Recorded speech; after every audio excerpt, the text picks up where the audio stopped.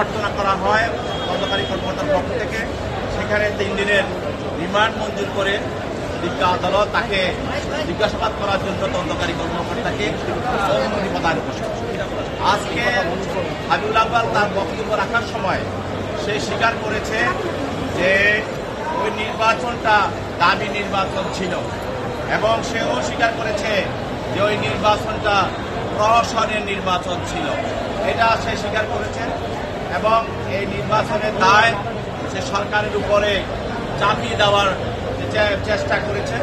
তবে আমরা বলেছি যে এটা একটা সাংবিধানিক আমাদের নির্বাচন কমিশন একটা সাংবিধানিক সংস্থা যা আমাদের সংবিধান দ্বারা স্বীকৃত এবং সেই শপথ নিয়ে সেখানে প্রধান নির্বাচন কমিশনার নিযুক্ত হয়েছিল।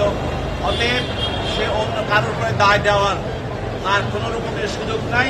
সমস্ত নির্বাচন বিষয়টাকে এই প্রহসনের নির্বাচনের দায় দায়িত্ব তাকে নিতে হবে এবং এই প্রহসন নির্বাচন করে সে এই নির্বাচনে টাকা আত্মসাৎ করেছে এবং সে ক্ষমতার অপব্যবহার করেছে এবং সে জনগণের সঙ্গে প্রতারণা করেছে এবং সে রাষ্ট্রদ্রোহীমূলক সংবিধান লঙ্ঘন করে রাষ্ট্রদ্রোহী কাজ করেছে এবং সে সরকারের সঙ্গে আঘাত করে প্রার্থী হাসিনাকে ক্ষমতায় টিকিয়ে রাখার জন্য সে অপরাধমূলক ষড়যন্ত্র করেছে।